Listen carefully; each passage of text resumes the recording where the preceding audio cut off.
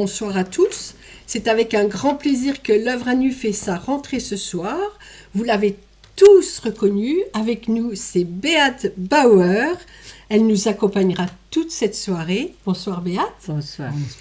Alors, à la technique, Johan Derbeste. Oh. Et au chat, Johan Ilmilior. Waouh. J'espère que les gens vont comprendre derrière. Alors, on vous attend nombreux sur le chat. Je sais que vous n'avez pas tous l'habitude de vous en servir. À la droite de votre écran, vous avez quelque chose de défilant. Il suffit de mettre un pseudo. En dessous, vous mettez le texte que vous souhaitez. Bon, vous rentrerez en contact directement avec Beate. Il faut attendre 2 à 3 secondes de façon à ce que le texte arrive sur notre tablette et après Johan se fera votre porte-parole. Il se fera plaisir aussi, n'est-ce pas? Donc voilà, on attend vos réactions en live et l'émission redémarre. Donc voilà, effectivement, alors Beate, c'est la 3e fois qu'on te reçoit. Oui. Hein, une première fois, c'était en 2014, où là, tu étais là pour présenter tes œuvres. Une autre fois l'année dernière, en 2015, où là, tu nous as parlé des artistes femmes jusqu'au 19e siècle. Et on a bien vu que c'était pas facile, déjà à l'époque, d'être artiste femme. Oui, mais en même temps, c'était des femmes qui avaient une réputation et du succès. Bien sûr, heureusement. Ouais. Et d'ailleurs, il faudra qu'on fasse du 19e au 20e. Regardez cette émission. On aura d'ailleurs une autre émission à faire avec Beate. Alors, par contre, aujourd'hui, tu es là pour reparler de tes œuvres, parce que c'est vrai que tu as encore beaucoup créé. Hein. Ça fait 2 ans qu'on ne s'est pas vu, donc voilà, comme tu travailles énormément. Ouais. Mais alors là, on va tout de suite découvrir, c'est une de tes dernières aquarelles, d'ailleurs, qui n'est pas tout à fait encore sèche. Enfin, si, je l'espère. Ah, si, parce que ça quand on est venu chez toi, ça fait 2 mois et entre deux. Quand on est venu chez toi, elle n'était pas sèche. Voilà, elle n'était pas encore sèche. Non. Voilà. D'ailleurs, on voit que tu la regardes parce qu'il y avait le nez qui brillait encore. Oui, et j'ai voulu la mettre Fallait pas droite que ça coule. Et ça n'allait pas. Heureusement, j'ai pas essayé. Sinon, c'était un rhume pour le nez. Hein, oui, de cette dame. Et la deuxième. Et voilà. Donc là, la voilà finie. Ouais. C'est de cette série. Tu as repris un petit peu l'aquarelle alors? J'ai repris l'aquarelle dans les miniatures surtout, le pastel sec entre deux, et en ce moment, de nouveau l'aquarelle, mais plutôt petit format. Alors on en parlera après. On y reviendra tout à l'heure. Ouais. D'ailleurs, avant que l'on découvre beaucoup de tes nouvelles œuvres, il y a des sujets que tu voulais aborder. Oui. Notamment, premier temps, le relation artiste-galerie. Oui, parce que il me semble, parler seulement de mon travail pour toute une émission, c'est peut-être un peu ennuyeux. Non, pas du tout. Mais aussi, il me semble que les gens qui ne sont pas dans le bain de l'art se font une idée fausse. Qu'est-ce que c'est une galerie? Et je voulais un peu expliquer qu'est-ce que c'est. Une galerie, c'est bien sûr un endroit où on expose comme artiste. Et la personne vraiment importante, c'est le galeriste, qui doit aimer ce qu'il montre, parce qu'il doit le défendre. Il ne doit pas seulement le vendre, mais aussi le défendre. Devant les journalistes, par exemple. Et la base d'une collaboration est vraiment la confiance. Et si on n'a pas cette confiance, en général, il y a un jour ça se passe pas. Il y a à peu près 2000 galeries en France déclarées. Privées, donc. Hein. Privées. Voilà, on parle vraiment strictement des galeries privées. Là, hein. Avec une galerie et avec un but commercial. Et donc, il existe un comité des professionnels, des galeristes de France, qui a, par rapport à ce comité qui existe en Allemagne aussi, qui est très puissant, je crois, pas beaucoup d'écho en France encore auprès des galeries, parce qu'il y a même des galeries qui ne savent pas que ça existe, ce comité. Et malheureusement, il y a beaucoup d'abus qui existent, parce qu'il y a des galeries qui travaillent pas très proprement. Je veux avouer qu'il y a des artistes qui ne travaillent pas très, très bien, à qui on ne peut pas faire confiance, certainement aussi. Mais les abus sont parfois extrêmement douloureux pour les artistes, et donc ce comité professionnel des galeristes d'art de France a mis sur papier une espèce de code, oui, de bonne étude, une charte. Et donc, sur cette charte est pratiquement nommé aussi tout ce qui est à critiquer dans cette relation artiste-galerie. Par exemple, un abus, c'est, après ce comité aussi, de prendre plus que 50% de commission. Plus de 50%, 50% c'est correct pour une galerie qui travaille comme il faut. Comme il faut, ça veut dire de prendre en charge la publicité, le déroulement du vernissage, etc. Un abus, je veux dire juste là, les plus petites galeries prennent souvent moins. Moins, oui, ce que j'ai dit, parce que 50, c'est vraiment pour les grosses galeries. Mais vous savez, il y a quand même une différence entre une galerie à Bordeaux, Marseille ou naturellement, après, ça dépend Paris ou comme on dit tellement en France, en province. Hein? Ils ont moins de public, moins de bonne presse aussi, parce que on peut avoir peut-être un très bon article dans un magazine d'art important, mais pas forcément si on est loin de ces villes. C'est d'ailleurs très très dommage. Il y a des galeries qui font payer aux artistes la publicité pour l'exposition. Ça veut dire les cartons, les affiches et tout ça. C'est un abus. Ça va pas du tout. L'artiste produit déjà le produit. C'est pas à lui de la prendre ça en charge. Prendre ça en charge. Après, il y a des galeries qui demandent que l'artiste paye ou participe au coût du vernissage. Ça, c'est un abus. Et c'est toujours le comité des galeristes de France qui dit ça. Hein? Après, il y en a qui demandent de participer à l'électricité, au loyer, au chauffage, au nettoyage. Il paye pour pouvoir exposer. Pire encore, il y en a qui n'informent pas l'artiste d'une vente. Ça veut dire... ils font des ventes. Ils font des ventes, ne disent rien, alors ils ont l'artiste ne le remarque pas tout de suite, il n'est pas payé. Je connais même une galerie en Allemagne avec réputation qui doit une somme assez phénoménale pour un artiste jamais payé. Je connais plusieurs cas, et pas seulement du côté artiste. Ça arrive surtout quand les œuvres sont dans une galerie qui a un stock. Parce qu'il y a des galeries qui mettent un stock, ou alors un stock des artistes qui défendent, toujours là pour un acheteur qui veut venir en dehors d'une exposition. C'est une très bonne chose, mais en même temps, l'artiste est vraiment... on demande à l'artiste de bien tenir la liste des travaux en stock et voir aussi après une exposition que tous les tableaux rentrent à la maison ou dans l'atelier. Parce que là aussi ça existe qu'il y a des galeristes qui ne rentrent pas toujours. Donc, avec tous ces abus, ils ont été obligés de faire... Je crois qu'il y avait... Ah non, mais on a coupé, elle n'avait peut-être pas fini. Oui, mais je continue. Pardon. Avec tous ces abus, on est obligé de faire une charte.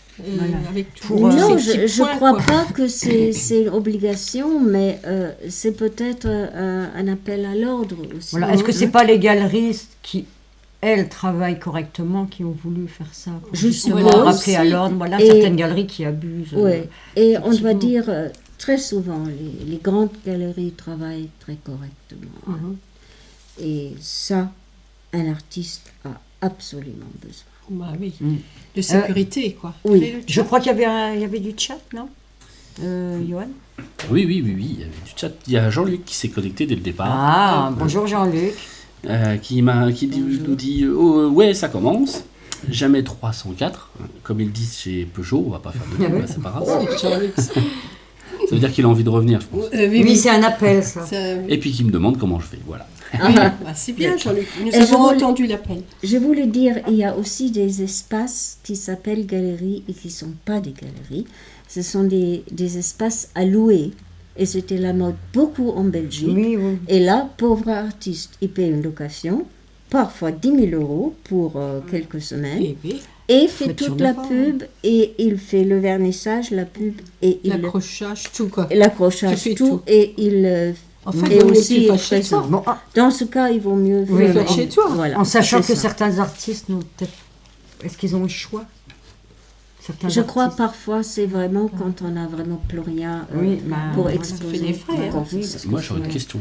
Justement dans ce cas-là, dans un simple espace à louer aussi, s'il fait une vente, c'est 100% pour lui.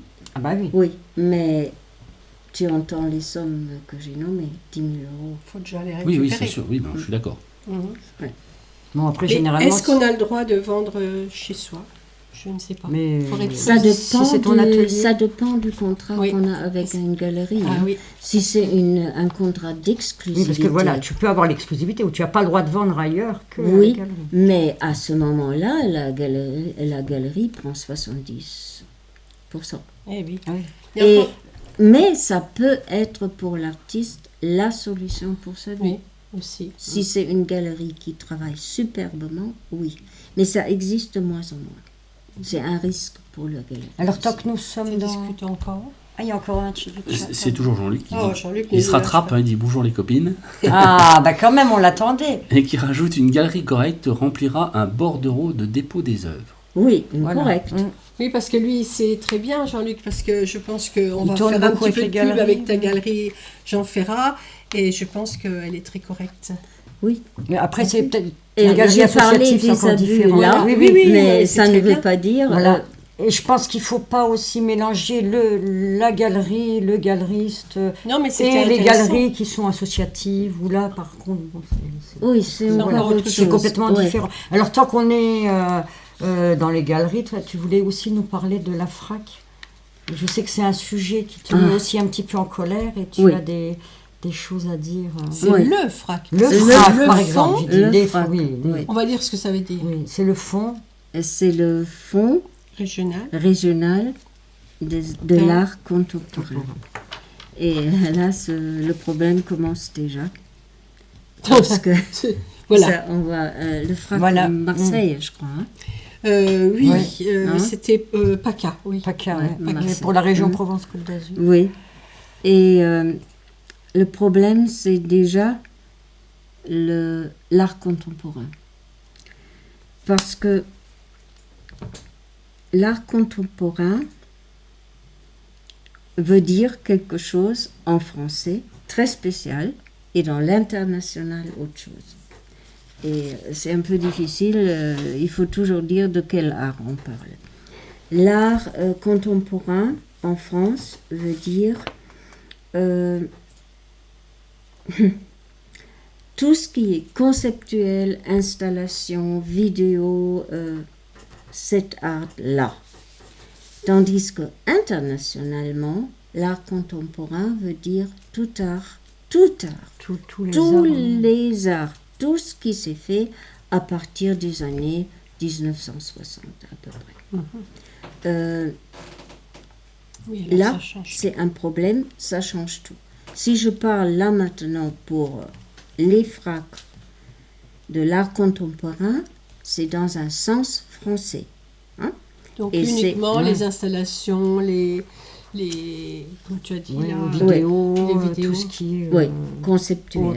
L'art conceptuel. Et c'est ma critique. Parce que les fracs, l'idée du frac vient de Jacques Lang, donc c'est très très long déjà que ça existe.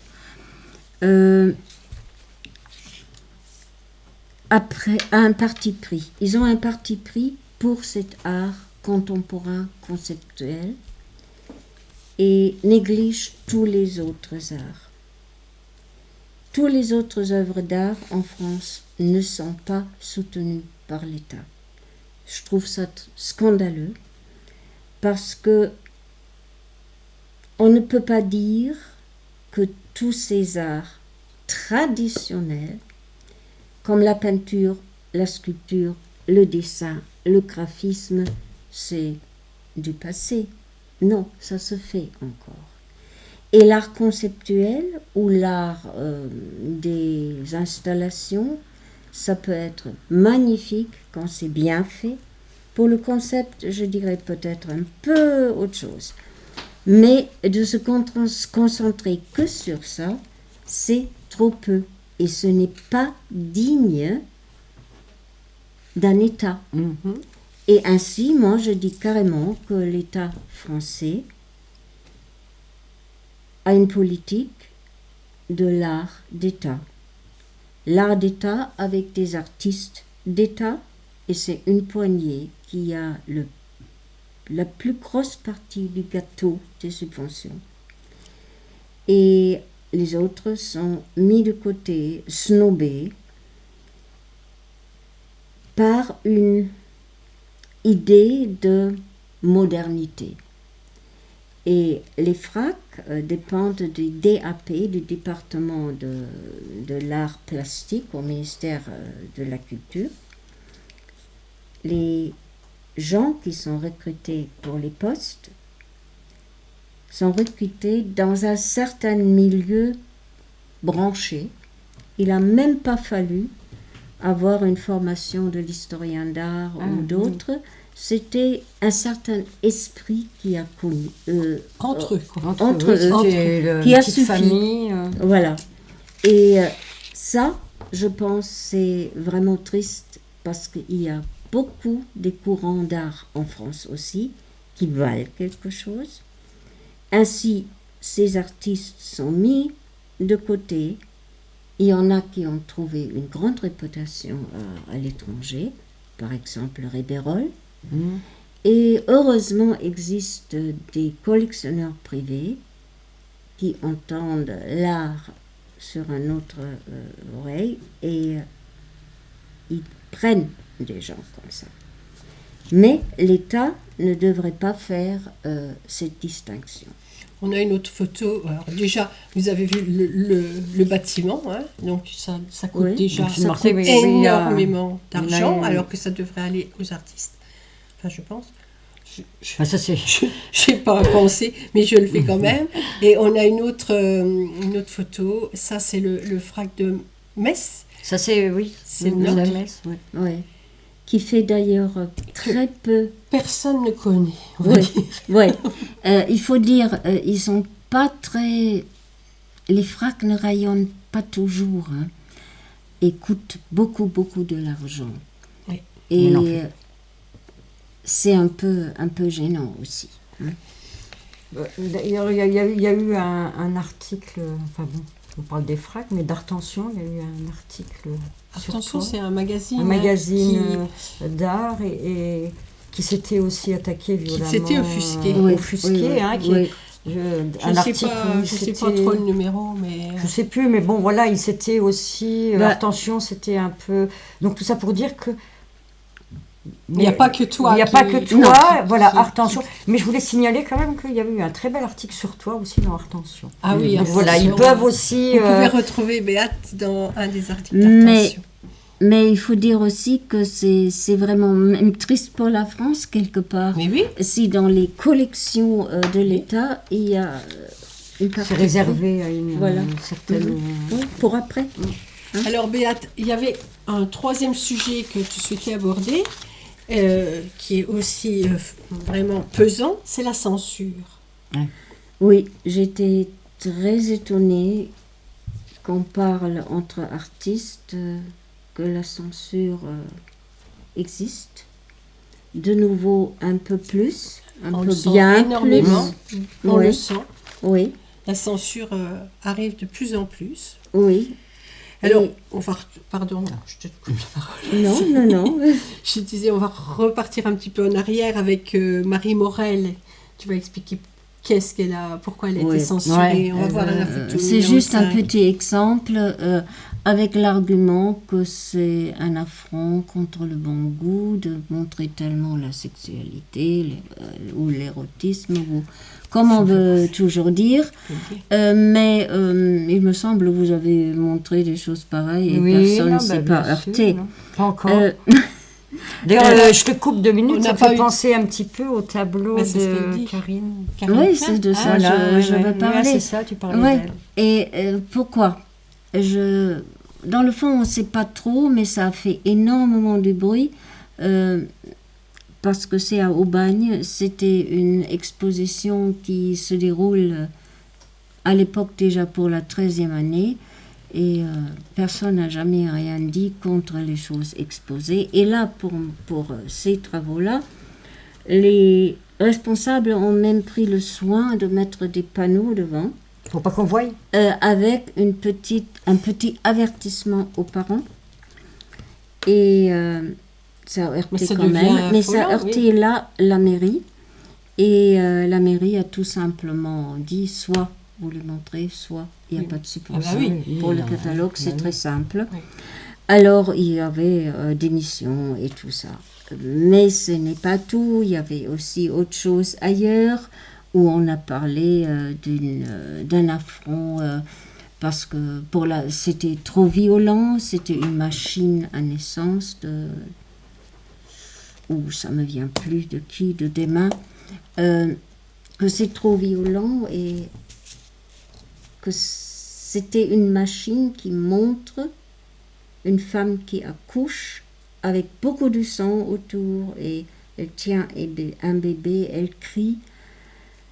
Je pense la naissance est une chose, C'est pas tendre, c'est pas... c'est Mais pas ça fait toujours partie de la vie. tendre, Bien sûr. ça Et fait partie c'est- de la oui, vie. mais- Et les gens regardent les informations et voient des choses plus cruelles. À l'heure du repas, regardent des films d'une violence inouïe et là, on dit rien. Alors, j'espère que, ainsi on peut dire que l'art a encore un impact très fort. Ah ben, Oui, Peut-être. parce Ben, que c'est si là, on a peur de l'art, l'art est c'est là pour que bousculer quand c'est même. important. Oui, Alors, je pense. on va repartir, mais encore plus dans les siècles passés, avec Gentileschi Artemisia, qu'on a déjà vu Oui. dans une dernière émission, avec toi. Alors, elle a été censurée? Non. Non. Il faut dire, la censure a existé pendant des siècles par l'Église, par l'État Par l'Église. ainsi, et par l'Église. C'était interdit de montrer sur un tableau un corps nu.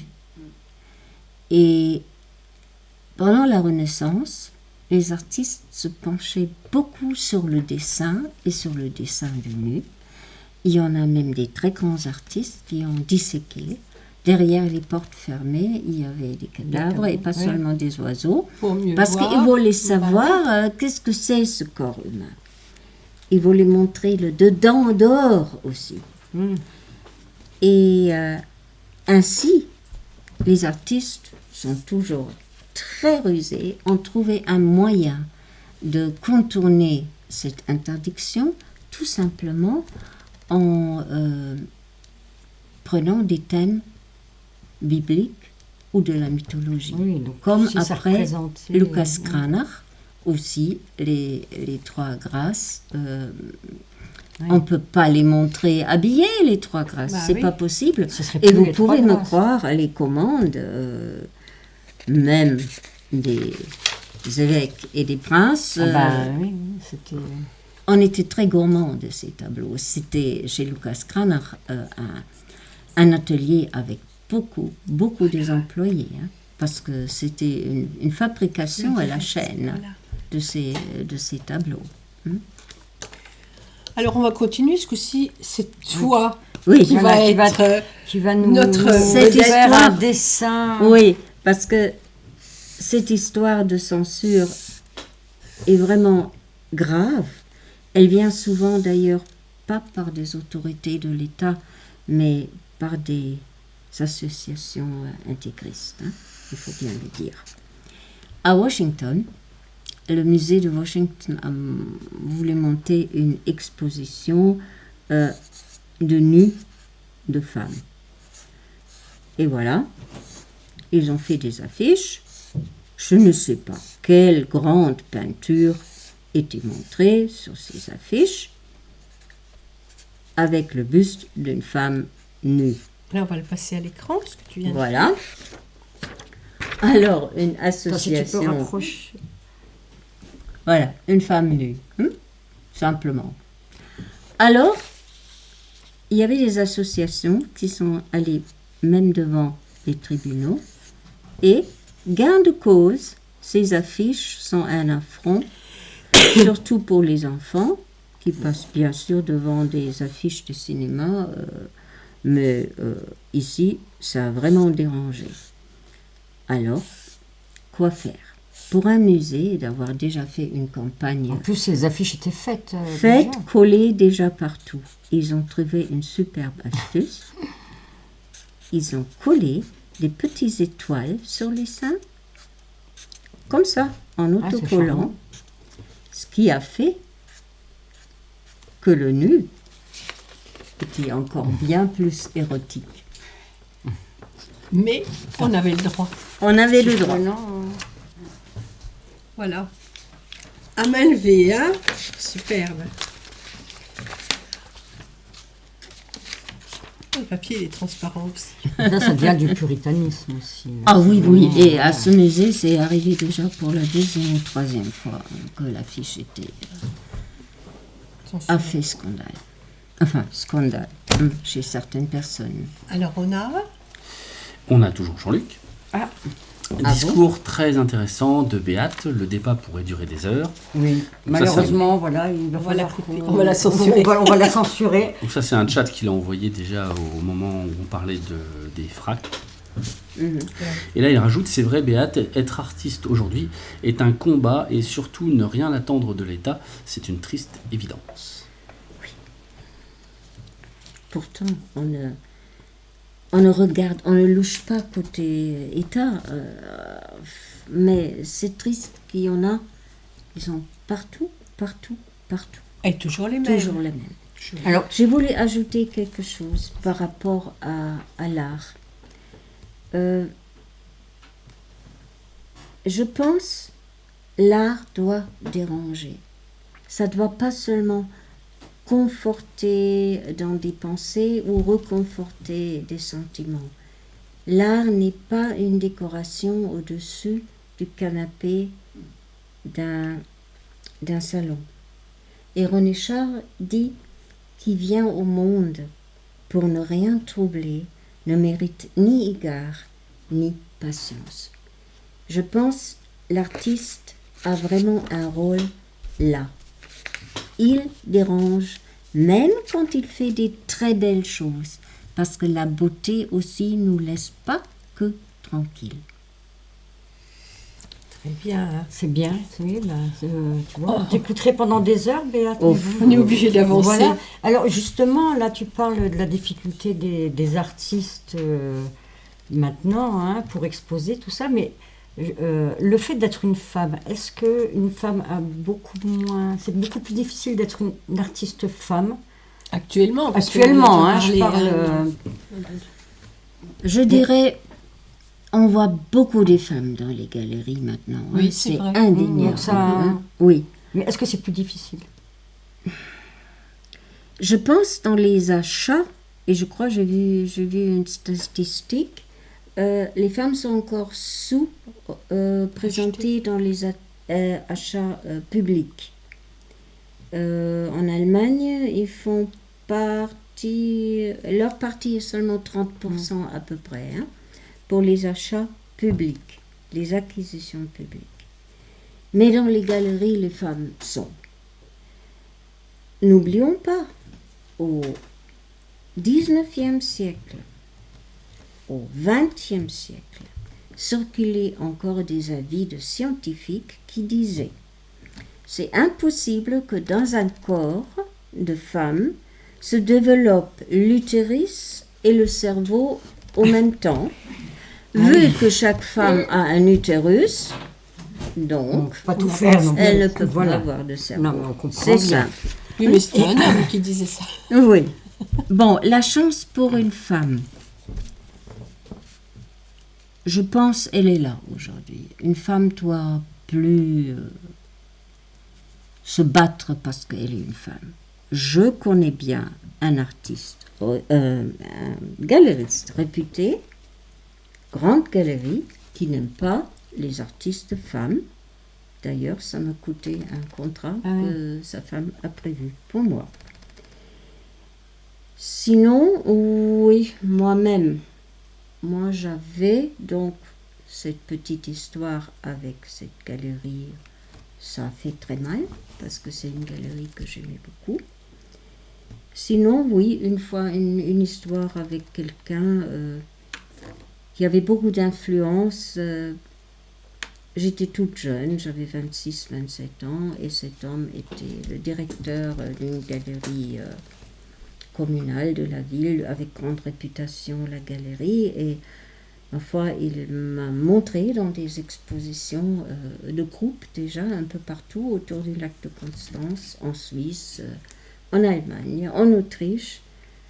Et bon, il m'a fait une proposition que j'ai refusée. Une proposition indélicate. Très indélicate, et insister sur cette proposition. Opération Canapé. Oui, opération Canapé, que j'ai refusée, et j'ai même inventé un ami, un compagnon attitré qui n'existait pas à l'époque, mais ça n'a pas aidé. Et avec les années, je me suis rendu compte que je n'étais plus invitée pour des expositions de groupe.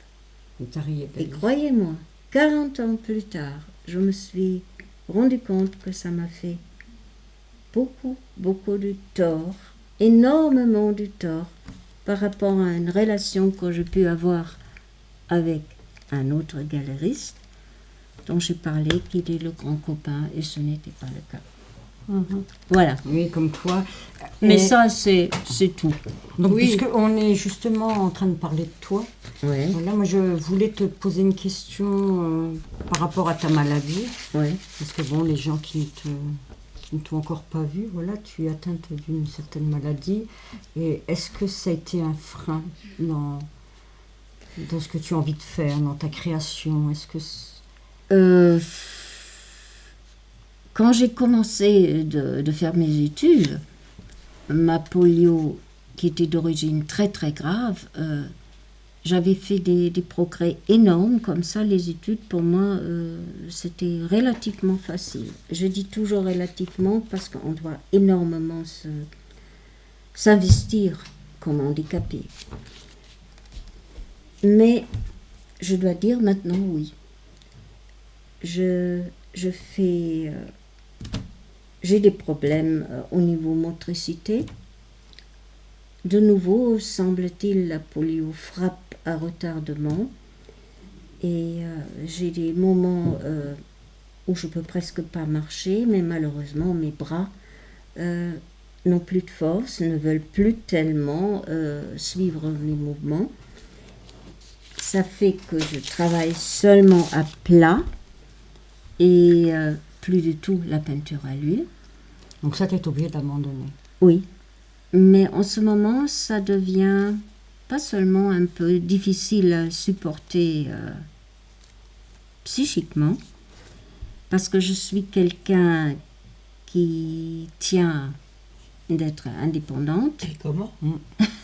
Et là, je ne le suis vraiment plus. Et c'est une charge aussi, bien sûr, pour ma famille. Mais je me rends compte maintenant aussi qu'il y a encore des bibliothèques, des mairies qui sont pour moi inaccessibles. Même certaines réflexions, aller chez des amis qui habitent au 4e. s'il n'y a pas d'ascenseur, tout ça, c'est très difficile. Oui, c'est très difficile. Mais le plus fort, c'était par rapport à mon art.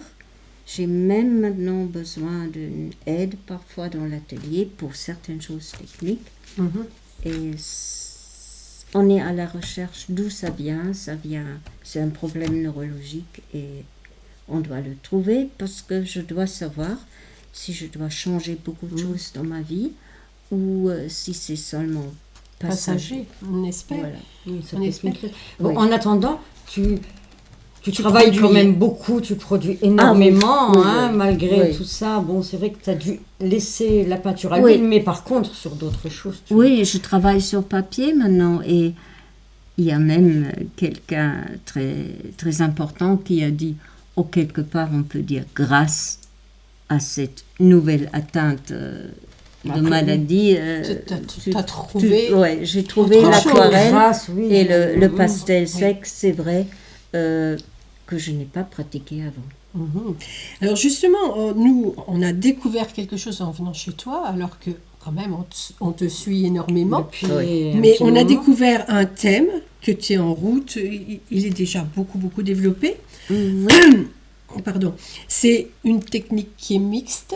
Oui, Donc, mixte, tu mélanges le pastel sec avec, tu nous as dit, à peu près tout ce qui te fait plaisir. oui, tout ce que je trouve, ce comme qui- reste aussi. Hein. Et on est parti dans un thème qui s'appelle l'animalité ou la métamorphose. Donc, petit à petit, on va voir ces nouvelles œuvres-là. Il y en a une dizaine. On peut démarrer Oui, on y va. Ouais, ça, c'est un petit clin d'œil à un conte. Je ne connais pas le titre en français, Avec la Froschkönig. grenouille. La grenouille qui devient un prince. Ah, C'est la grenouille et le prince. Non, non, c'est pas quand on embrasse une grenouille, on devient... non, Oui, ça, c'est- regardez, oui, c'est c'est- pour oui. ça les lèvres de cet être et la grenouille elle-même, enfin, ils ont une ressemblance assez forte. Tout à fait. Et puis bon, on retrouve des touches de couleur sur les doigts. Ouais, aussi. Les doigts, les pattes de la grenouille, les Ouais, doigts c'est ça. Les doigts de l'homme. de l'homme ou l'enfant, c'est pas trop. Ouais. Les autres travaux sont plus, je sais pas, plus sérieux. Ah, bah celui-là, Voilà, là c'est par rapport au loup. Hein, le loup a joué un grand rôle toujours. L'homme avec le loup, l'homme voulait s'approprier de la force du loup. Il voulait avoir les pouvoirs du loup, du pouvoir de faire peur aussi. Et en même temps, il avait peur lui-même du loup. et là, tu n'en fais qu'un, quoi. Le loup et l'homme, tu Oui, deviennent un seul. ils deviennent seuls. Oh, Un seul être. Un Oui, seul oui, oui. être. Ici, les rats, la mère qui nourrit pour une fois les rats. C'est, dans un sens, laisser venir les enfants vers moi, dans ce sens biblique. Là, ce sont les rats. Mais il y a quelque chose qui est en feu. Oui, peut-être. et je veux derrière, dire, il y a c'est quand même très- du rouge. Voilà. Tu Donc, peux nous donner c'est- une petite clé de compréhension? Non, je crois, je ne veux pas dire plus. C'est, Alors, bon. il y a un sauvetage quelque part et les animaux viennent Oui, parce qu'il y a- pour cette femme. Il y aurait le feu, elles viennent après, euh, ça se nourrir. Du moment que ce sont des rats, ça ne joue dans le fond pas un grand rôle, mais ce sauvetage, quoi. Mhm. Même envers un être qui rebute. C'est Comme ce le que rat. j'allais dire. Parce que le rat, D'accord. c'est- Ouais. C'est un symbole, quoi. Voilà, encore une fois, l'homme, femme, animal, un être, une fusion pour s'approprier cette férocité, cette agilité aussi de la beauté d'un animal. félin. Hein. Ouais. Là, c'est Ondine. Ondine, ça. Oui. Alors, il faut bien regarder parce que On voit un au poisson. départ, le poisson C'est un poisson qu'on voit qui descend. On le voit pas, tellement il est bien Oui. au Qui milieu. part, voilà, la queue part du haut du cou. Et bon, elle Menton. a une partie de sa peau sont des écailles. Elle a déjà, même sur le visage, Oui. elle avait déjà des Voilà. stigmates d'écailles. Alors là, on est toujours dans les poissons. Ondine, oui. C'est toujours ondine. ondine. Ici, vous vous rappelez que c'était la mode De se promener avec de se promener un non. carat autour du cou. Oui, un renard autour du renard, cou. c'était un renard, oui. Des chapkas avec une queue d'un animal. Ces chapeaux qu'on portait pour être beau ou belle, toujours avec un animal. Là, c'est carrément l'animal vivant Qui est sur la tête. Oui. Il y en a qui Voilà. se promènent avec des... Oui, il y en a qui se promènent avec l'animal comme ça. Ici aussi, Toujours le rat. le rat, oui. Le Le rat c'est me parce que- fascine, oui. c'est tellement beau.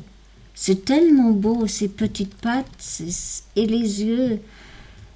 C'est terrible que Puis cet c'est- animal porte tous les maladies, parce que c'est vraiment magnifique Oui. et c'est intelligent et tout. Oui, puis c'est subtil, enfin, ça bouge beaucoup, les yeux sont expressifs. Là encore, ces chapeaux qu'on portait avec les plumes, là, c'est carrément l'aigle. L'aigle, est-ce que j'ai dit là, L'aigle c'est- qui est un symbole très fort, on le connaît, un symbole négatif, mais aussi un symbole De puissance. De beauté, de puissance. de beauté. Les plumes, c'est toutes les couleurs dans ce noir, c'est magnifique. Là, l'aigle. L'aigle et l'homme qui Qui ne ont font une qu'un. union. Une union dans une Doucement, beauté et puissance. Ouais. Ici, le chapeau plume, mais aussi avec l'animal qui est vivant. Alors, ça pourrait être un coq, Non. non Non, Chez pour moi, vous, il y a plus c'est de... pigeon plus- Non, il a C'est une tête de... On ne sait Un pas. peu C'est Non, un, on c'est sait un pas. oiseau. C'est Disons un que c'est un oiseau. oiseau. avec voilà. des plumes qui sont... Et en tout cas, il a des... pan, oui. Je suppose que c'est une de ses pattes là qu'on voit. Voilà, Il a quand même, c'est ça.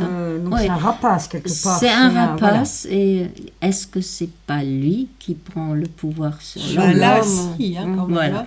Parce que là, on voit, il a... C'est des- une prise. Voilà, c'est une prise. Voilà, Ouais. ce que- Ça sera un aigle à nouveau. Là, c'est l'homme qui a tous les animaux en lui. Ah. La patte, Il a une patte de... les yeux de souris, les oreilles de rat, et ainsi de suite. Mais il est mignon, hein.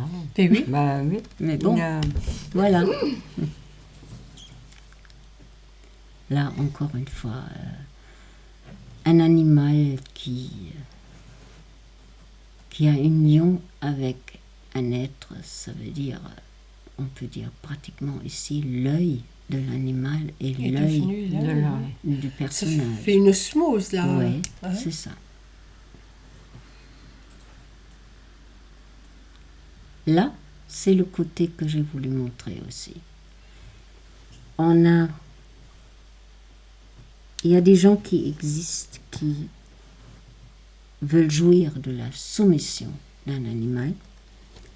Ils vont jusqu'à la maltraitance. Si c'est un adulte, mais il y a pas mal des enfants qui maltraitent les chats dans la cour ou qui écrasent un oiseau, et ici le geste n'est pas très clair. On ne sait pas trop si c'est... Une caresse Une ou caresse, si c'est ou est-ce pour qu'il- je te tords le oui. cou? Il pourrait le prendre je pour pense l'embrasser. plus- Mais... Je te serre un Ouais. peu le cou. Parce Ouais. qu'il a quand même les plumes qui partent dans tous les sens. Et apparemment, il se défend quand même. Il n'a C'est pas l'air ça. d'accord. Ouais. Et le regard de la personne n'est pas très sympathique. Non, non, non. Voilà. Voilà, c'était tout.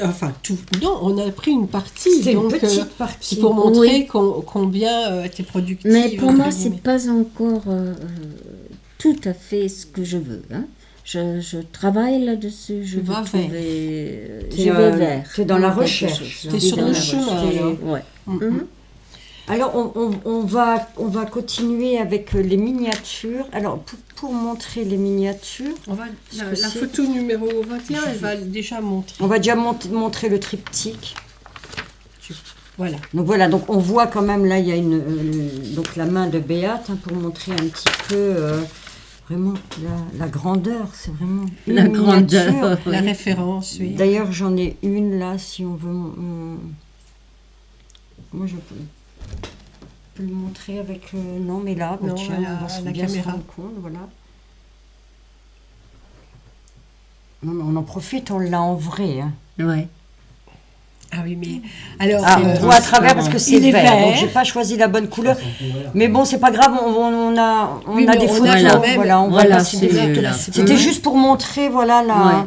Avec la main. Là. La grandeur Ouais, la c'est- grandeur. Parce de que ce donc, tableau.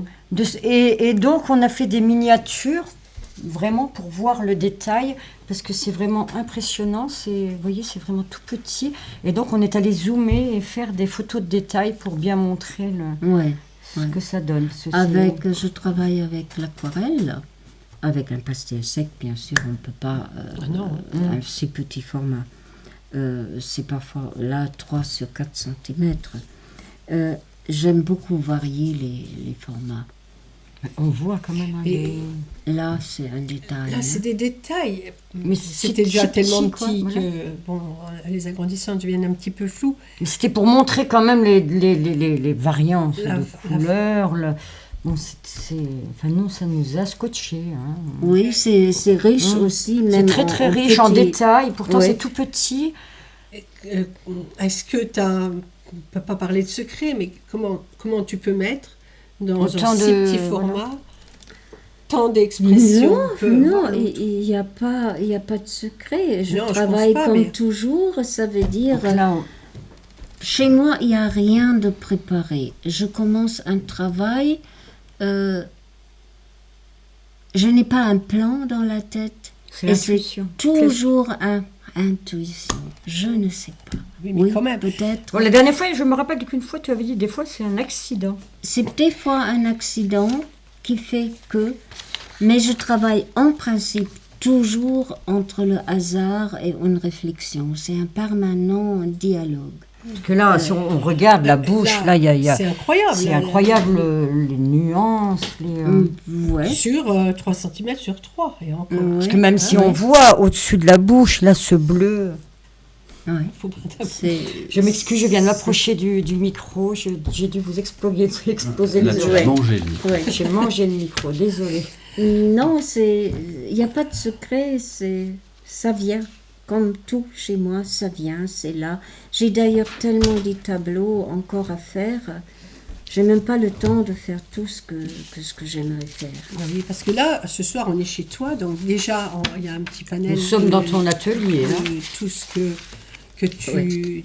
tu Dans l'atelier fais. pastel, hein. Oui, parce qu'il Oui. faut dire que chez Un des toi, ateliers. il y a ouais. 3 ateliers. Hein. Oui. Un atelier aquarelle, celui-ci c'est le pastel, et l'autre, Technique mixte. voilà, Technique technique. mixte. On va dire ça comme ça. Mais tout simplement parce que le pastel sec, ça fait tellement des poussières.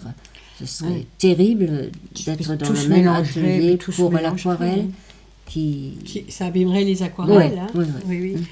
Alors, il y a une autre petite série, mais là, on n'a pris que 2 photos. Tu appelles ça Entre chien et loup. Oui. Donc, c'est tableau de nuit. Moi, j'avais écrit tableau de nuit. Là, je parle de la nuit. J'adore la nuit parce que pour moi, la nuit, c'est mystérieux. Peut-être je suis une romantique dans le fond. La nuit nous enveloppe. Elle nous... Après les activités de la journée, On se elle nous sent. donne un apaisement, peut-être, je ne sais pas. Et la nuit nous donne aussi une solitude délicieuse. J'adore ces moments où on entend les bruits feutrés si on est en ville, ou alors si on est à la campagne, on entend le silence. C'est très beau. Et ici, la noirceur de mes aquarelles est une noirceur bleutée, une noirceur colorée. C'est un état d'âme de la nuit entre peut-être parfois une tristesse et parfois cet apaisement. On sent une certaine sérénité, mais même dans le tableau. Dans le tableau, hein, parce que c'est vrai que généralement, c'est quand même souvent des gens très... Enfin, ce que tu fais, c'est quand même souvent des corps torturés. Et je trouve que là, on sent cet apaisement. Hein, on le ressent dans ce tableau. Il y en a un autre. On a fait les deux, pardon. J'étais captivée par Bayat, je n'ai pas vu le deuxième. Et pareil, tu disais, là, on peut voir les quand détails, on a préparé l'émission, que tu disais que tu aimais bien le moment où justement ça passe du jour à la nuit. Basculement. Voilà, le basculement que l'on voit sur le tableau. Hein, puisqu'on a encore le jour et on a déjà la nuit sur les deux tableaux-là. C'est ça. Oui. Et puis une autre série qui s'appelle La folie ordinaire. Oui. Alors là, pour nous, elle n'est pas ordinaire, alors tu vas nous expliquer. Nous sommes quand même bien contrariés, celui-là. Pourquoi la folie ordinaire? Je n'ai pas voulu parler d'une folie très maladive, mais je trouve, on est dans un monde où les gens sont tellement stressés que par le moindre incident, ils partent facilement en réaction pas normale. Il faut bien dire qu'est-ce que c'est la normalité, mais en réaction beaucoup trop exagérée. Et j'ai voulu dire là, cette vie qu'on vit aujourd'hui, avec le stress que les gens se mettent eux-mêmes aussi sur eux, c'est pour moi une folie ordinaire dans un sens qu'elle est tellement largement répandue. Elle devient ordinaire finalement. Voilà. Elle devient ordinaire. J'aime beaucoup le mot allemand verrückt. Ça veut dire être déplacé de sa place. Ça dit beaucoup. Et pour ceux qui sont vraiment malades, on a une expression en allemand qui est carrément tendre. Et ça fait le rapport avec la nuit. C'est geistig umnachtet. Ça veut dire que la nuit s'est emparée de toi. C'est une belle image. C'est une belle image. Il n'y a pas de traduction. Je pense, si on dit ça, ce sont ces folies plutôt tendres et calmes qui existent, comme était mon poète Hölderlin, mon poète préféré, plus que 30 ans de sa vie, dans une absence. Très belle histoire folie. que tu m'avais racontée. Oui. Il faudra que tu reviennes alors. Très belle. On pourrait faire 10 émissions avec Béatrice, c'est tellement de choses. Alors justement, on a continué justement, à fumer, donc on est venu là dans ton atelier, on est venu chez toi et tu étais en train de travailler. Donc on a fait un petit film pour te voir un petit peu travailler parce que je trouve que c'est bien de voir l'artiste en mouvement. Donc là, on va retourner dans ton atelier parce que là, et tu nous expliques un petit peu comment tu travailles. Parce que la première émission, on était déjà venu. On était venu et tu avais fait une aquarelle. Oui. Et là, c'est du pastel sec. Donc là, je dois dire, en général, c'est pour moi une grande exception parce que j'aime être seule pour peindre. Et là, il y a que mon chien la caméra. Là, il y avait nous deux. La caméra. Et... Donc, nous avons été privilégiés. Donc, voilà, nous avons... Donc, tu nous offres si on et veut. t'offres à tous. Donc, vous êtes tous privilégiés puisque vous allez pénétrer dans l'atelier de Béate. Ouais. Tout à l'heure. C'est bon, quand tu veux.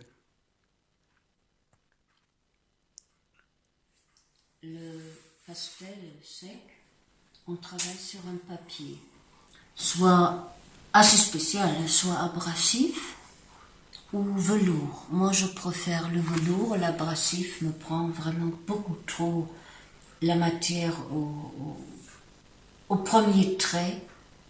Et je préfère de travailler un peu couche par couche, comme je le fais même pour l'aquarelle. Donc là, j'ai choisi un gris foncé.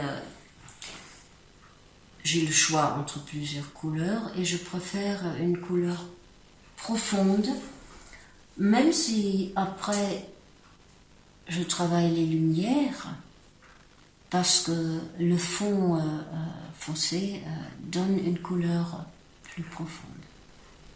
Je suis en ce moment dans une série des portraits imaginaires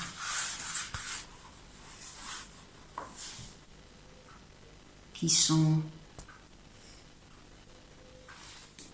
vraiment entre le clair et l'obscur. Le clair à un point clair que la moitié du visage se perd dans le clair, ou alors la moitié du visage se perd dans le noir, dans le foncé,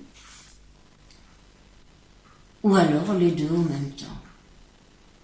J'essaie de travailler jusqu'à un point où on voit plus beaucoup. Je veux arriver à montrer juste le milieu du visage et le reste lumière ou ombre.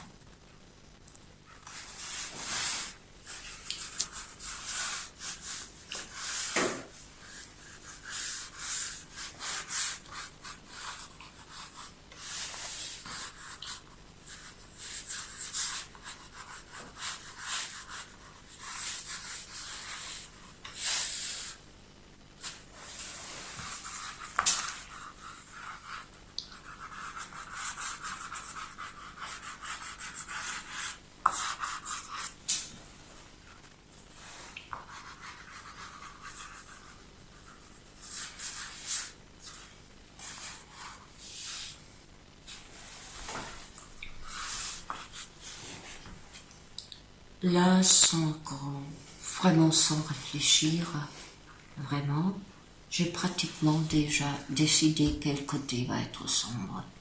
C'est là.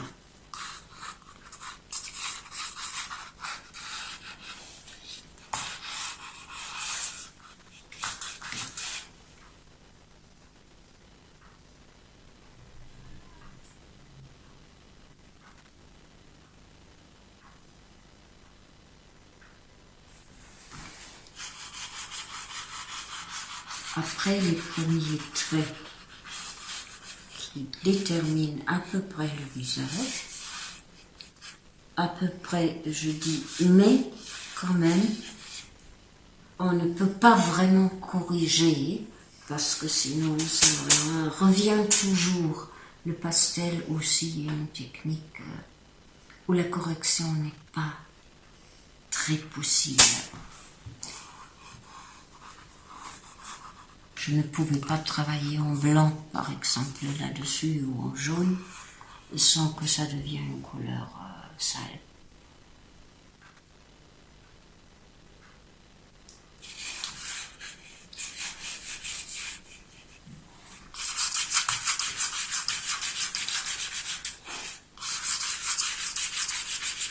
Là, je commence déjà le fond, parce qu'il faut que ça part dans le fond.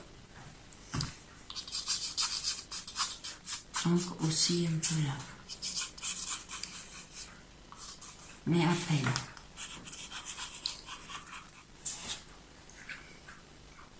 Normalement, maintenant, je dois travailler tout, là en haut aussi.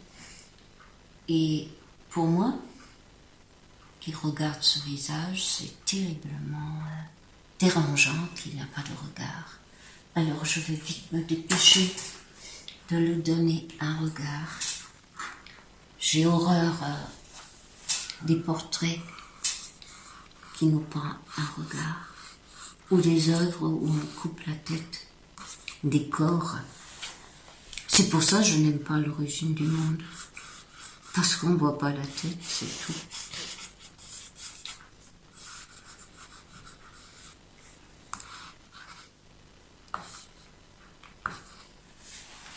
Et maintenant, c'est le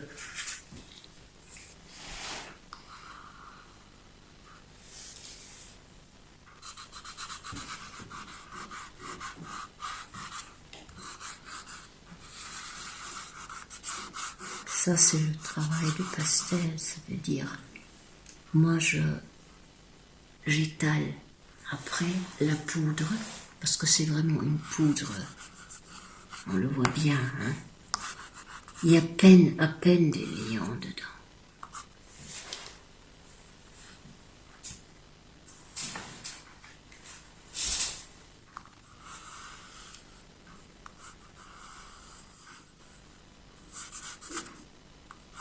Si j'appuie trop fort, je ne peux plus mettre une deuxième ou troisième couche.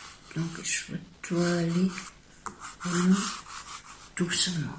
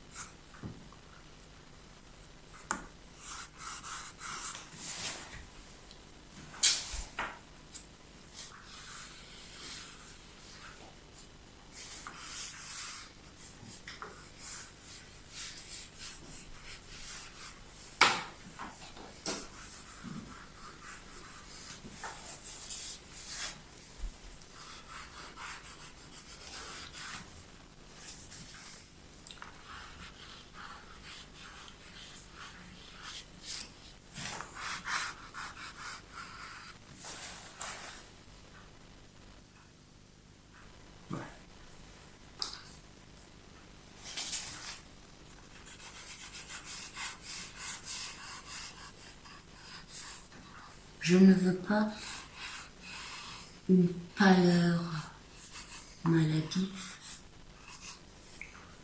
Je veux quand même donner à l'ombre une couleur.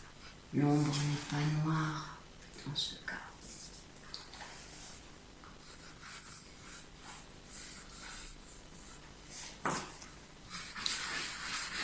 Enfin, c'est une surprise. Qu'est-ce que ça donne, les mélanges? Je prends bien sûr une teinte ici, mais souvent je mélange.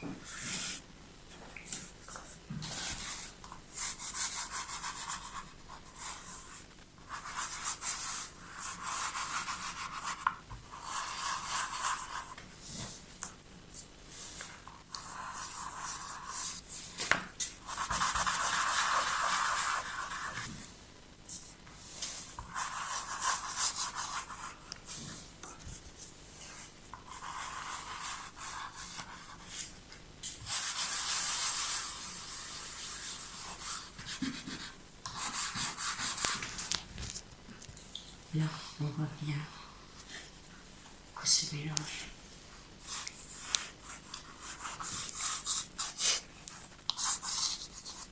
C'est plus facile de faire des traits très précis que cette douceur de l'effacement.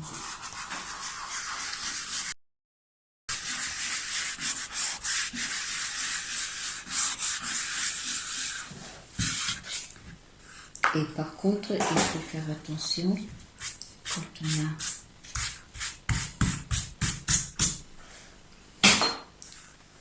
de trop là, si on ne veut pas. Donc côté droit, ici, c'est ma lumière. Alors c'est la clarté.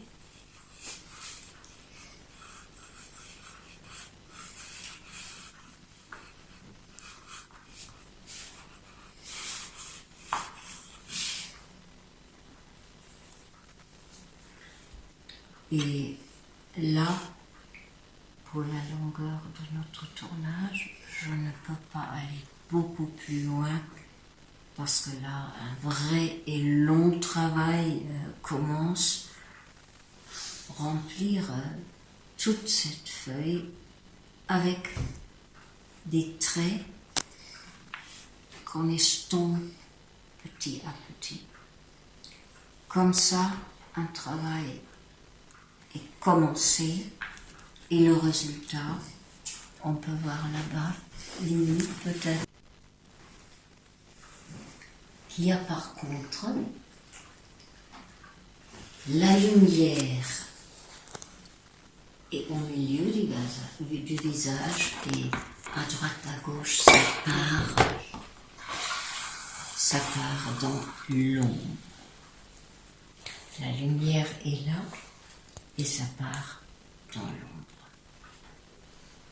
C'est un thème que j'ai en ce moment pour le pastel quand je fais les têtes. Et on voit bien ici les détails.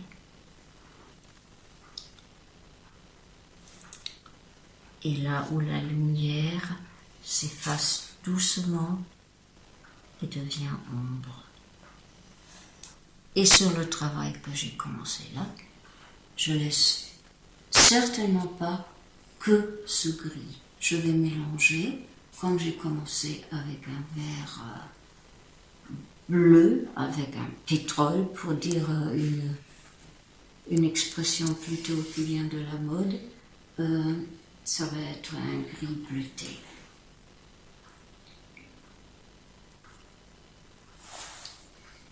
Voilà, je ne peux pas faire beaucoup plus. Voilà, donc Béate, on t'a vu à l'œuvre, c'est le cas de le dire. Mais voilà, donc tu es quand même venu, tu n'es pas venu les mains vides, justement, tu nous as apporté ce tableau. Parce qu'il faut savoir que là, quand on est venu, on a filmé, il n'y a pas eu de coupe ni rien, on a filmé tel quel. Là, c'était vraiment en temps réel, il n'y a pas... Et donc, vu que le tableau est fini, voilà, tu es venu avec, donc on va pouvoir le... Alors, on va le voir. Et d'ailleurs, il est déjà à l'écran, depuis... Là, voilà. Mais là, on va le voir sur le plateau. Quand tu as fait la photo... plus tard, il était terminé. Donc voilà, donc là, il est sur le plateau. alors vous voyez les différences. Il faut que tu nous expliques le temps que tu as mis. Comment ça se passe? Je travaille avec les doigts, j'efface le trait en soi, mais en même temps, si on voit tout près, la peau est une peau de différentes couleurs. Pour moi, la peau est très importante. La peau, je dis toujours, non, mes êtres ne sont pas nus, ils sont habillés, vêtus de leur peau. Pour moi, la peau est importante parce qu'elle exprime beaucoup notre état d'âme aussi. Pas seulement devenir rouge, c'est aussi si on est malade, la peau est autrement. Et si la peau est une espèce de protection, une écorce, mais en même temps tellement sensible. Et ça, j'essaie de montrer avec le pastel aussi, qui se prête. C'est pareil, là, on ne se rend pas bien compte, mais nous, parce on ne voit pas les nuances et tout ça. Nous, c'est vrai, on a le nez dessus, on peut se rendre compte. Et le velouté, du pastel. Oui, le velouté du pastel correspond bien au velouté de la peau. Et vous voyez là la joue à gauche, ce sont des différentes couleurs. La carnation bien sûr, la carnation de la peau. Et le grand maître du pastel était Edgar Degas, et lui travaille avec des traits, des fils, un trait fin à côté d'un autre trait très fin. Ça fait la vivacité de son pastel. Il a développé beaucoup le pastel. Aujourd'hui, le pastel sec n'est plus du tout à la mode. C'est une technique qui se fait peu. Et c'est pour ça, quelque part, elle m'a attirée aussi. C'est très difficile quand même. C'est très difficile quand même. C'est une difficile, non, mais on ne peut pas... Si on rate un côté, on ne peut pas travailler une autre couleur dessus. Non. Et d'ailleurs, on a vu, quand on est venu, tu avais ta feuille, t'es parti comme ça. Enfin, t'as pas dessiné avant, enfin, c'est parti. Non, jamais. Voilà, ça a été l'inspiration. Ça m'est déjà arrivé que j'avais, pour moi, une superbe idée. Donc, je me dis, alors, demain, je vais peindre ce tableau que j'ai vu. C'est toujours raté. Parce que j'ai l'impression que je suis une recette que j'ai fait moi-même, quelque part dans mon cerveau. J'exécute, et exécuter, je ne sais pas. Même si c'est toi qui t'es non, donné même quelque si chose, c'est moi qui me donne l'ordre. Non, j'ai vraiment fort besoin de cette bataille qui est la peinture dans le fond. Parce qu'on peut rater si facilement. Et quand on rate, tant pis. Pour moi, le hasard peut jouer un grand rôle et le rôle est bénéfique. D'où l'accident. Même l'accident, parfois, ma foi, pour l'aquarelle qui sèche si lentement chez moi. Si je reviens le lendemain, ça se peut que l'accident est vraiment un accident. Tant pis, il faut l'accepter. Bah oui. Et ça, je veux accepter. Sinon, pour moi, c'est faire du coloriage. Donc, elle n'accepte pas ces ordres qu'elle se donne elle-même. Non. C'est bien ça. Alors, évidemment, avec tout ce que tu viens de nous montrer, obligatoirement, il y a des gens qui te remarquent. On sait que l'un des plus connus des critiques d'art français t'a récemment rendu visite. Alors, il nous semble qu'il a ta peinture en grande estime et il juge tes aquarelles rares et exceptionnelles. Rares, c'est vrai. Exceptionnelles aussi. C'est deux adjectifs qui sont vraiment importants, sur lesquels on reviendra, je pense. Parce que dans ces peintures-là, c'est toujours le critique d'art qui parle, les peintures, enfin ton travail, il y a dedans une force d'expression qui est unique. Et c'est ton écriture personnelle. Par exemple, dans des pastels, ils parlent de leur pureté et de la concentration sur l'essentiel.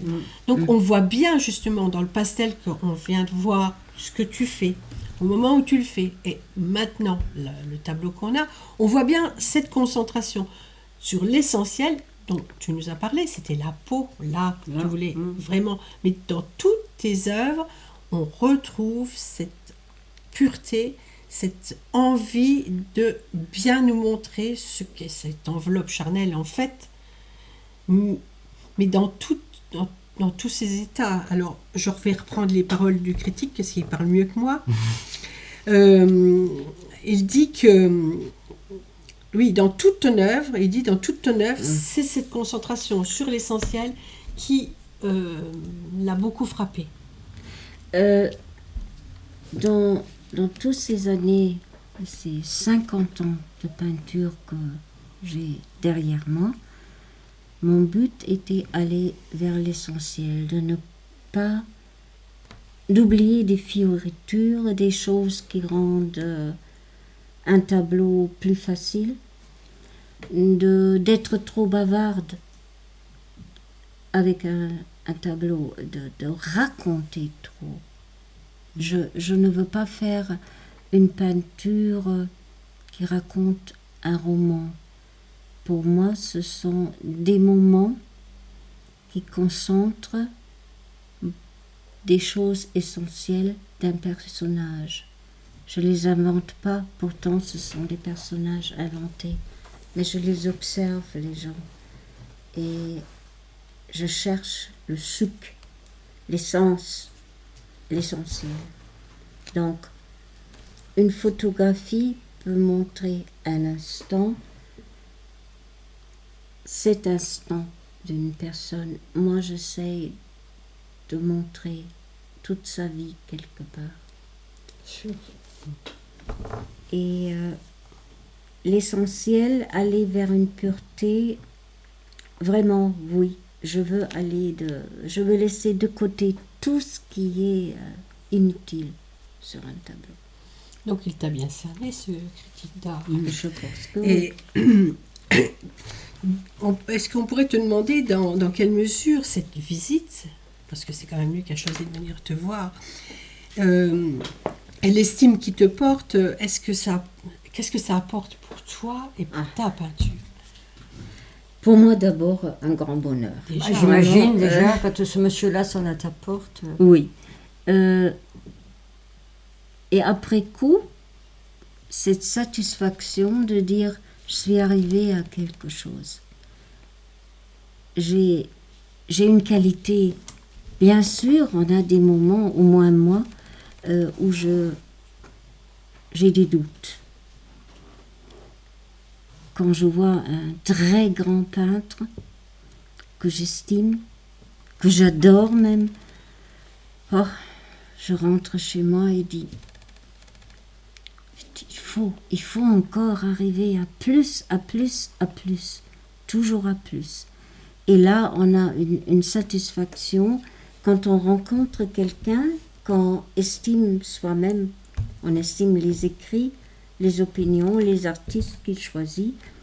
Et si on est dans ce groupe des artistes, on se sent tout simplement bien.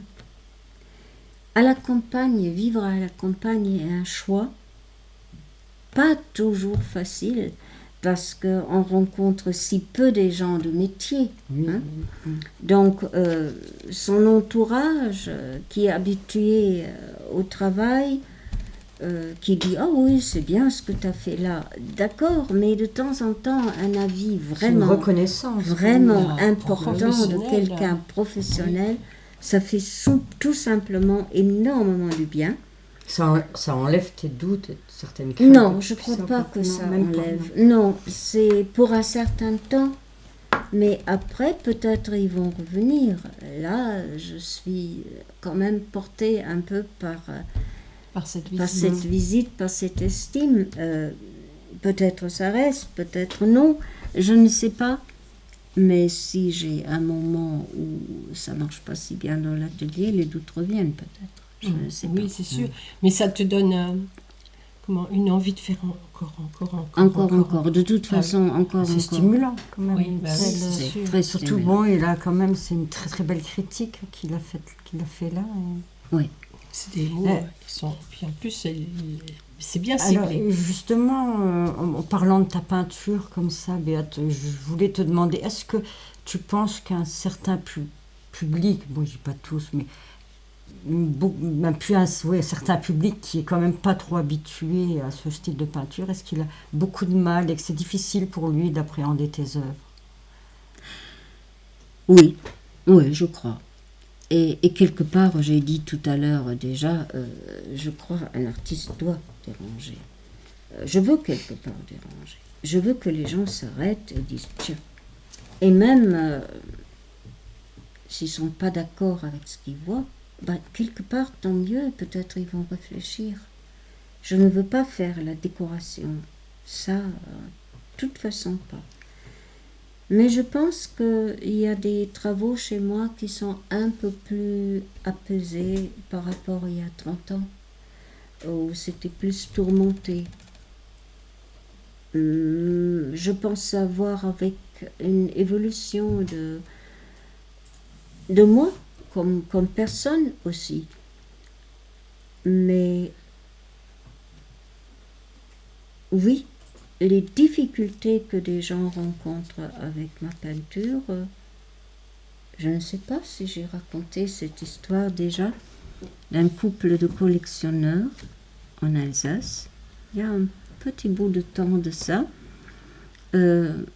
Monsieur avait acheté un tableau et je lui ai rendu visite et elle me dit « Béate, vous savez, j'ai dû changer ma place à la table de la salle à manger. » Je dis « Ah bon, pourquoi ?»« À cause de vous. Parce que j'avais votre tableau devant moi et je ne pouvais pas le voir le matin au petit déjeuner. Donc, je me suis assise ailleurs parce que le matin, ça m'a trop pesé. Et quelque part, j'ai trouvé, bravo, tu es arrivé à quelque chose. Au moins, mais c'est vrai qu'on ne peut pas rester indifférent devant ta peinture, devant ton travail, parce que c'est quand même... Mais quand tu as changé sa place, ma foi, c'est que tu avais réussi à déranger et à la faire réfléchir. Mais bon, je pense qu'elle a fait la paix avec ce tableau parce qu'il était toujours là. Et je trouve que c'est vraiment bien d'avoir réussi à te le dire aussi, ça. Oui. Parce que c'est pas tout le monde qui arriverait à dire ce tableau me dérange tellement que je n'ose plus le regarder. Je crois c'est peut-être parce qu'elle l'a beaucoup regardé. On avait eu ce genre de discussion, je crois que c'était avec toi, Béate, où on était une exposition de déco, qui est aussi une peinture assez... de déco, hein, qui exposait donc sur Verdun. Formidable. Et je sais que et pendant un moment, j'ai dit, mais ça me dérangeait d'être toute seule, mais tous ces tableaux, parce que alors après, on s'y habituait. J'en parlais, je crois que j'en ai parlé avec toi, avec Stéphanie, qui elle vivait au milieu de ces tableaux. Stéphanie Coupade, oui. Et bon, voilà, quelque part, il y a des déranges, alors que des peintures qui dérangent, qui mettent mal à l'aise. Oui, mais c'est bien de pouvoir... Voilà, mais c'est bien, voilà. On va peut-être finir avec une dernière série. Une dernière série sur les mains. Oui. Les mains, c'est très important pour toi. Pour moi, c'est les yeux dans un visage, les mains qui expriment avec notre visage quelque chose, les mains qui trahissent parfois, les mains qui soulignent ce qu'on dit, les mains qui veulent mentir, ça veut dire autre chose, dire que ce qu'on veut exprimer par la bouche dénonce alors les mains.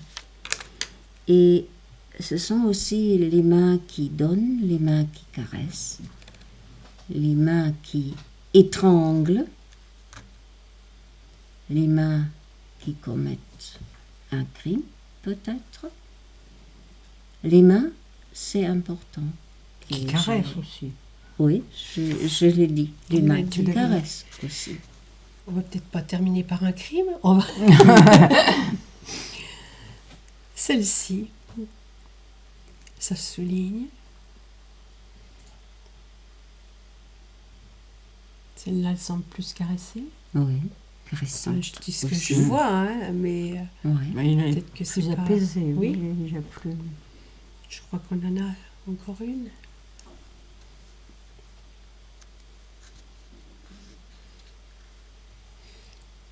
Les mains qui prient aussi. Hein?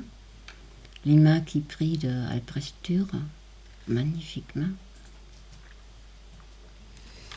Voilà, je pense qu'on a fait à peu près le tour de ce qu'on avait à dire. Et puis, bon, l'émission, c'est 1 heure normalement. Donc, on fait de plus en plus d'émissions d'1 heure et demie. Ce ne sont que quelques minutes. Mais c'est vrai qu'elles sont de plus en plus longues, nos émissions. Alors, on va passer aux remerciements. Nous remercions tous ceux qui étaient derrière. Merci Jean-Luc de t'être exprimé. Mais merci à tous ceux qui ont regardé et qui nous accompagnent chaque fois. On va redonner une 3e fois le livre d'or à Béate, qui fera ça tranquillement tout à l'heure en after, comme on dit. Et dès demain matin, même dans la nuit, vous pourrez retrouver le podcast de cette émission. Donc si vous n'avez pas tout vu ou si vous ne l'avez pas vu du tout, vous pourrez la regarder dès demain matin. Les 2 livres d'or que Béate va remplir, vous les retrouverez demain dans la journée. Donc vous allez sur la page Facebook qui s'appelle L'œuvre à nu.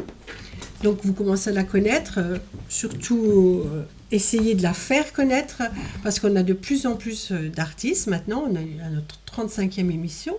Donc, et sur cette page Facebook, on va repasser le podcast, mais vous allez voir aussi toutes les nouveautés, les publicités, tout ce que les artistes font entre 2 émissions. on vous les repasse sur cette page. Donc la page-là est toujours très active. La prochaine émission aura lieu le 20 octobre. Je pense que j'ai fait le tour de ce que j'avais à dire et je vous dis au revoir à tous et au mois prochain. Alors j'aimerais, avant qu'on se quitte, remercier encore Johan. Merci beaucoup. Johan qui fait toujours un sacré boulot. Puis on est bien content de te retrouver, Johan. 3 mois sans te voir, on commence à s'ennuyer. Donc voilà, donc Johan, je vais te laisser présenter ton émission, parce que je le répète, Johan présente une émission, mais je te laisse la parole, tu sauras mieux en parler que moi. Bien, merci. Oui, donc tous les dimanches, c'est Meuse in Trance. Donc il y en a eu dimanche dernier, en raison de la Foire Expo. Dimanche qui arrive, épisode 204. Ah, quand même. Oui, oui, on a encore... on a encore à progresser. Progresser, je ne sais pas si on peut parler de progrès. Donc épisode 204 à partir de 21h, donc Ludal et moi au rendez-vous.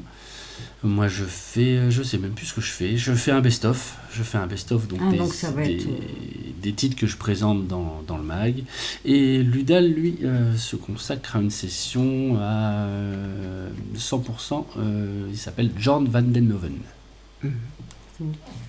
Tu connais pas, je sais. Si, non, le nom me dit quelque chose. Ah bon? Voilà, si, c'est bien, c'est que tu regardes assidûment. Voilà, je ne suis pas complètement ignare sur cette musique.